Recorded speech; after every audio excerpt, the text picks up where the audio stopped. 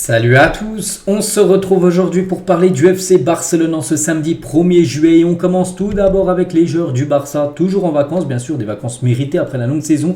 Donc Lewandowski avec sa famille actuellement en vacances, un attaquant polonais. On peut voir aussi Rafinha, ambiance estivale bien sûr pour Rafinha aussi qui passe ses vacances au soleil, à la mer.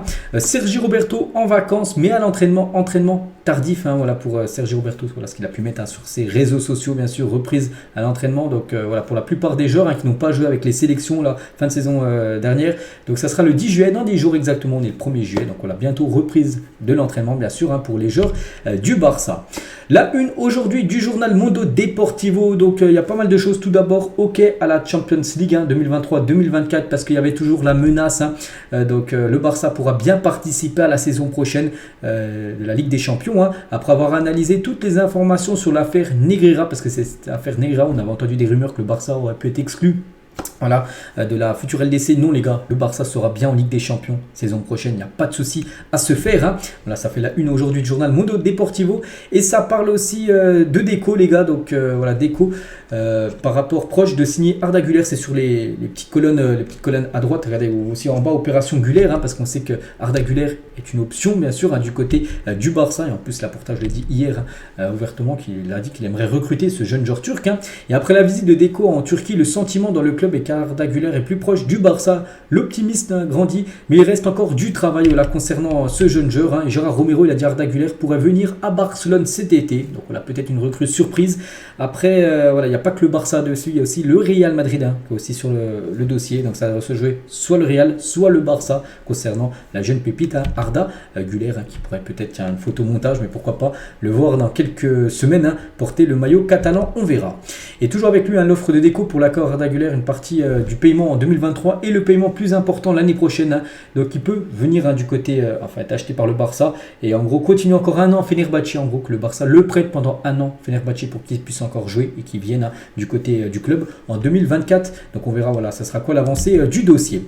L'autre une tous les jours je monte Mundo Deportivo qu'on a parlé tout à l'heure juste avant là et sport. Et aujourd'hui le journal sport ça parle de Umtiti, c'est fini Umtiti, voilà, parce qu'il y a un communiqué officiel de la part du FC Barcelone.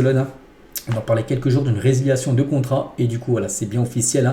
Accord pour rompre les liens avec Samuel Umtiti.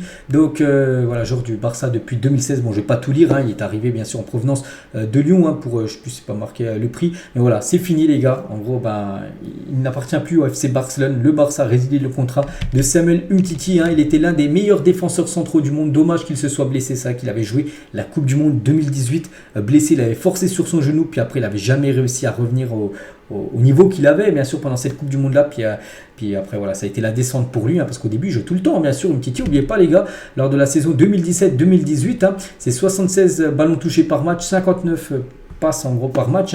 Donc en gros c'était les moyennes à chaque fois qu'il faisait. Voilà, donc c'était des matchs très sérieux bien sûr pour Samuel Umtiti.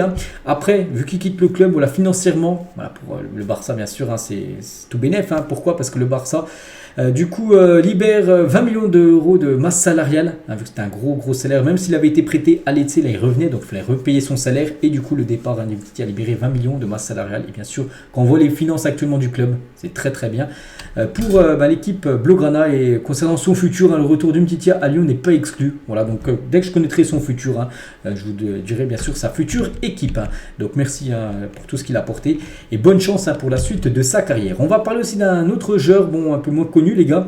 C'est un joueur de l'équipe B, il a évolué quelques minutes avec l'équipe première. C'est le jeune Ilias Akomac, quitte le Barça et devient joueur libre. Il est en fin de contrat hier et du coup, maintenant, ce 1er juillet, il est libre. Donc son transfert à Villarreal est déjà acté. Il devrait rester en Liga, direction l'équipe de Villarreal.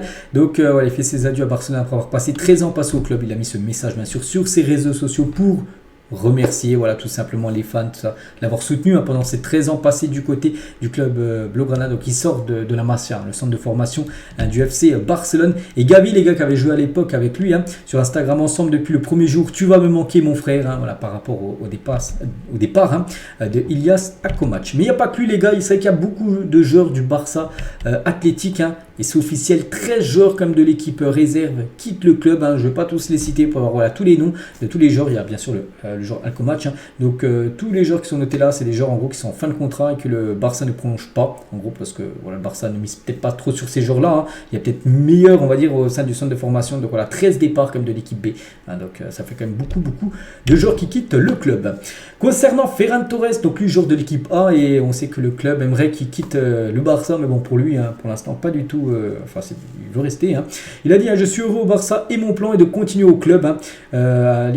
Écouter des offres. Mon téléphone est en mode avion et je ne reçois aucun message. Donc voilà ce qu'il a dit. Il laisse gérer déjà son futur par rapport à son agent, mais lui vraiment il veut rester du côté du Barça, même si on sait que le club aimerait le vendre. Toujours avec Ferran Torres dans le domaine mental, je suis un taureau, personne n'est capable de me distraire. L'année dernière j'ai eu un mauvais moment à cause d'une blessure au pied. Toujours avec lui, donc cette saison je me débrouille très bien émotionnellement et physiquement, je me bats pour une place de titulaire. Mais bon, c'est compliqué. Bon, il a joué quand même, bien sûr, mais bon, il a joué quand même très peu par rapport à d'autres joueurs. Toujours avec lui, un message pour Xavi, je veux continuer au Barça. L'année dernière, je n'ai pas pu le prouver, mais cette année, je vais à fond pour gagner ma place, pour me battre. Donc c'est bien, bien sûr, c'est bien qu'il veut amener une concurrence, mais bon, voilà, semble comme que c'est compliqué pour lui d'avoir du temps de jeu, surtout si le Barça recrute encore des joueurs, par exemple, au même poste que Ferran Torres. Il parle aussi du 10 juillet, la date de la reprise, je l'ai dit tout à l'heure. Je rejoins l'équipe et mon pari est le Barça, c'est vrai que je vous l'ai dit. Il pense qu'au Barça comme Ansu Fati, c'est très bien, mais comme je le répète, les gars, le club serait plutôt ok, plutôt pour vendre, on va dire. Ferran Torres ou même Ansu Fati. À l'avenir, donc plus tard, quand il sera peut-être à la fin de sa carrière, j'aimerais retourner à Valence, dans quelques années. Pourquoi pas cette année, bien sûr. Toujours avec Ferran Torres, Unai Emery, c'est une référence et il a très bien fait à Valence.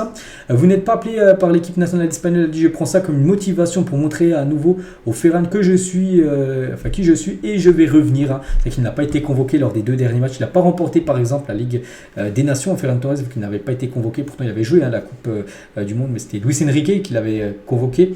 En plus il sortait avant, je me souviens avec la fils de Luis Enrique, je crois qu'ils sont en rupture maintenant, mais bref, vu que maintenant c'est un nouveau sélectionneur espagnol, il ne l'a pas convoqué, plutôt logique, vu qu'il a très peu joué cette saison.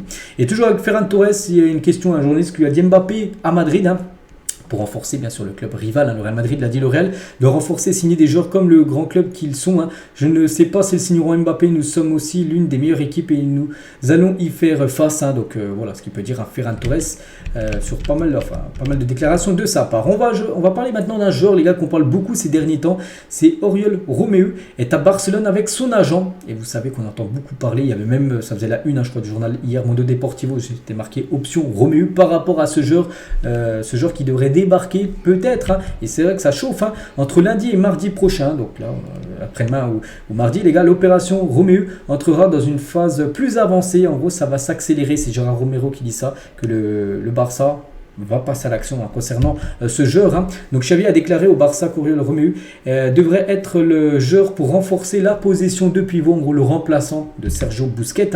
Et sur un sondage réalisé par le journal Sport, 43% des fans sont d'accord avec la signature de Romeu contre 57 qui ne sont pas chauds. Et voilà, Actu Barça, donc il a fait le même sondage, 1200 votes. Donc là, cette fois-ci, il y a 83%. Donc moi, les gars, qui est plutôt contre une arrivée. Comme j'ai dit, peut-être c'est un bon joueur, je sais, je le connais très peu, mais je pense qu'il y a d'autres joueurs à aller chercher comme au poste pour remplacer Busquets. Il y a tellement, en plus le mercato est long, voilà, il ne faut pas se précipiter, prendre un joueur là en quelques jours, il faut regarder, voilà, le mercato est long, tu auras peut-être d'autres joueurs à faire, on va dire, durant ce mercato estival. Retour à Barcelone par exemple pour Abdé qui était prêté au Osasuna jusqu'au 30 juin. On est le 1er juillet, retour à Barcelone. La même chose aussi pour Nico Gonzalez. Et concernant ces deux joueurs, pas sûr qu'ils soient conservés par le club parce que discussion en cours entre le Real Betis et Barcelone pour le prêt de Nico Gonzalez et Abdé. Peut-être ces deux-là qui reviennent de prêt pour être de nouveau prêtés, mais à une seule équipe, le Betis Séville pour la saison prochaine. Affaire à suivre. Et officiel, Clément Lenglet, Sergi Nodes, Alex Collado sont à nouveau joueurs du Barça parce qu'eux aussi étaient prêtés un peu partout là. Et du coup, vu qu'ils ne sont pas conservés par leur club, donc du coup ils reviennent. Concernant peut-être l'anglais, c'est peut-être le seul espoir d'un joueur qui pourrait quitter le club parce que Tottenham serait peut-être pour parler, voilà, pour le garder. Concernant Dest et Collado, pour l'instant il n'y a pas d'offre pour ces deux joueurs, donc le Barça soit les vendra, soit les prêtera. Ici il n'y a pas le choix, ils seront conservés par l'équipe. La saga de Brozovic, Brozovic c'est coup de théâtre sur coup de théâtre. Donc se réchauffe en ce moment. Pourquoi? Donc le Barça pensait que le Croate était une cause perdue, en gros que c'était cuit, on peut dire, son transfert, mais cela a pris une tournure inattendu. Donc les négociations entre Al Nassr et l'Inter Milan sont devenues compliquées. Je vais vous dire pourquoi en gros. Parce qu'Al Nassr a modifié son offre pour Brozovic de 23 à une somme d'environ 14 millions d'euros. Donc il y avait le RWGO de Fabrizio Romano pour un accord de Brozovic du côté de Al Nassr pour 23 millions d'euros. Et en gros, Al Nassr a changé son prix et maintenant il propose seulement 14 millions d'euros. Et ça, bien sûr, l'Inter ne veut pas. Refus de l'Inter. Son transfert est gelé pour l'instant et du coup, ça avance plus le transfert de Brozovic du côté de Al Nassr. Et qu'est-ce qui concerne le Barça? Parce que là, on sait qu'on parle d'un joueur de l'Inter à Al Nassr, parce qu'on sait que le Barça est très intéressé par Brozovic et du coup, c'est peut-être rejouable, on peut dire, mais bon, ça va être compliqué. Donc voilà, concernant la situation de Brozovic, c'est coup de théâtre sur coup de théâtre. Et le plan B d'Al Nassr, au cas où il ne signerait pas Brozovic, est Kessié, Franck Kessié, le joueur du Barça. Le club saoudien a déjà contacté le camp du joueur. Donc voilà, si c'est pas possible pour Al Nassr de faire Brozovic, peut-être qu'ils viendront chercher Franck Kessié du côté du Barça. Ce qui peut peut-être dire que Brozovic viendrait du côté du Barça. Voilà, donc on en saura beaucoup plus là dans les prochains jours. Et on finit les gars avec Barça TV. Donc hier à minuit exactement, c'était le dernier épisode sur cette chaîne. Donc après 24 ans, Barça TV fonctionnera pour la dernière fois aujourd'hui. Bon, c'était hier, maintenant c'est fini. Donc pourquoi ça a fermé? Un petit rappel les gars. Donc ferme aujourd'hui après 24 longues années. La chaîne coûtait 14 millions d'euros par an au club, mais ne générait que 2 millions d'euros de bénéfices. Ça faisait moins 12 à chaque fois. De perte d'argent, c'était pas possible, surtout que le Barça avait besoin là de récupérer de l'argent. Donc voilà, c'est des dépenses en moins. Donc 94 comme employés perdront leur emploi car Barça TV n'existera plus. Le club doit se conformer au plan de viabilité qu'ils ont présenté à la Liga et la chaîne perdait de l'argent pour le club. Donc du coup voilà, depuis hier minuit des dernières émissions, Barça TV n'existe plus. Donc voilà ce qu'il y a à dire aujourd'hui. J'espère que ça vous a plu. On se retrouve demain dimanche pour le prochain numéro. À demain.